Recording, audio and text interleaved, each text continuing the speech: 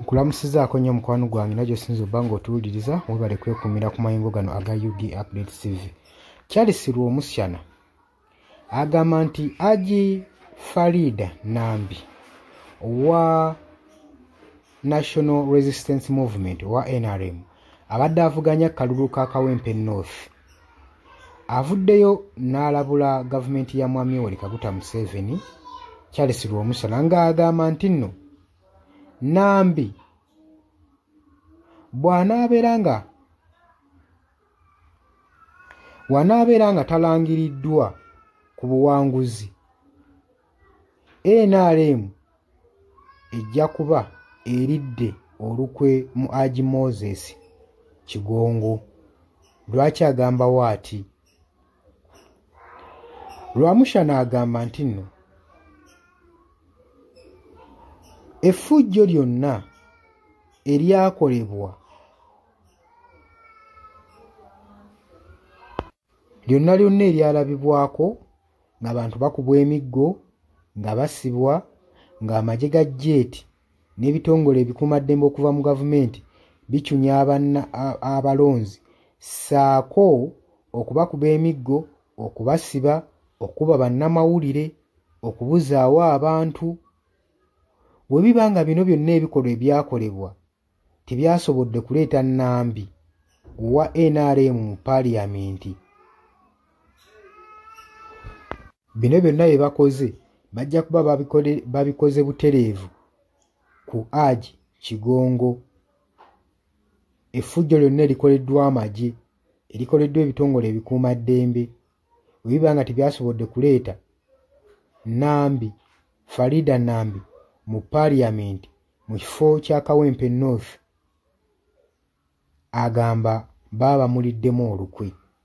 Ffenna twabiraba ebyagenda mu maaso mu kalulu k'e Kawempe North: effujjo, okutuntuzibwa, okuwambibwa, okusiibwa, okutiisatiisa abalonzi byonna ebyaliko, ebyokubba obululu, ssaako n'obumu okuyiibwa obwali busuubirwa nti nno bwa opposition.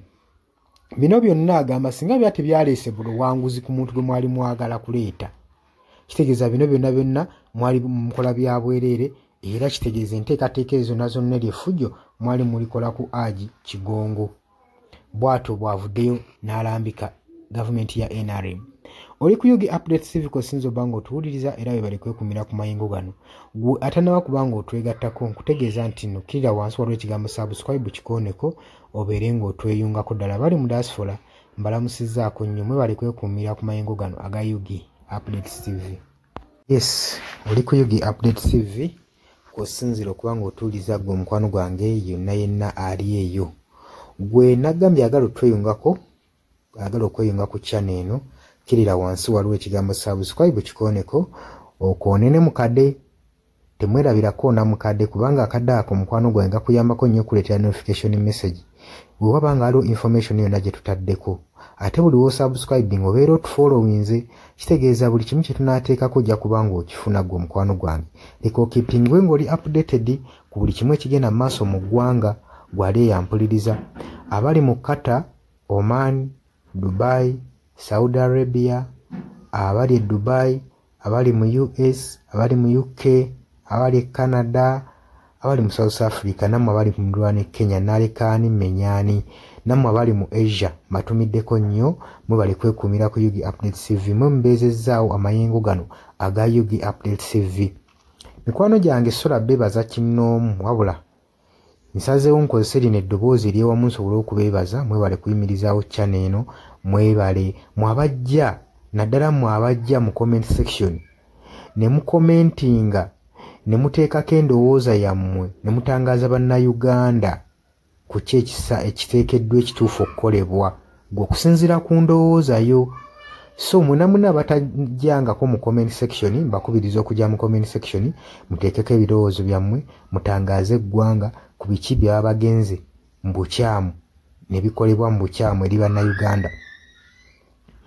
Dani ku Airlines e Kenya, nawe nkutumiddeko ennyo, naye jjangu mu comment section oteese, toteekako buteesi linnya lyo.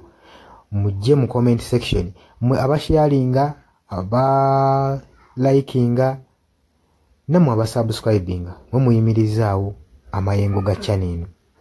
Enamba y'essimu gye mbateeredde awo ya noti 726 noti emu 6794.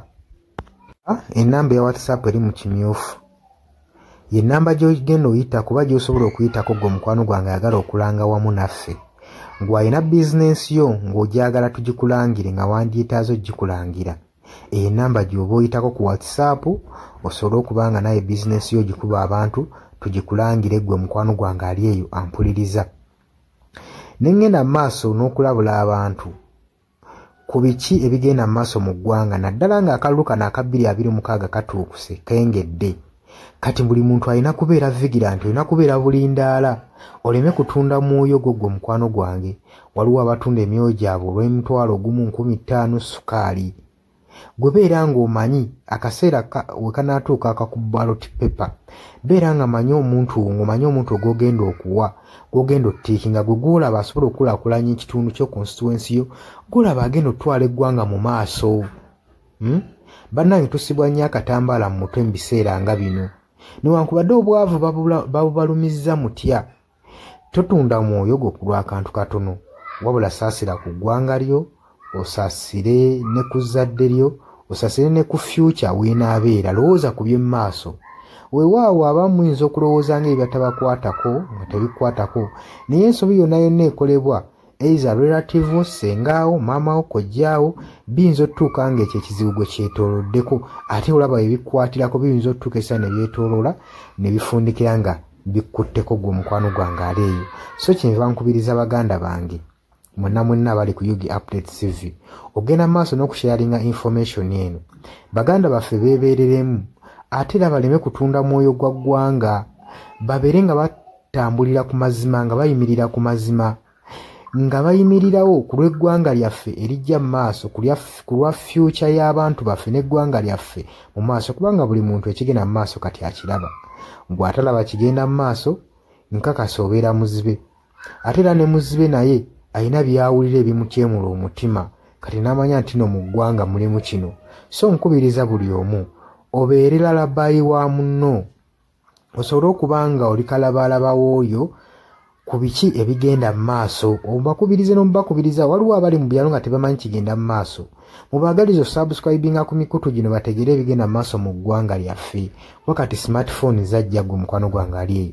Wabula mbaagaliza olunaku olulungi, mubale kwekumira ku Yugi Updates TV. Mubatana subscribinga mugere maaso n'okusubscribinga. Mbaagala nnyo era mweraba.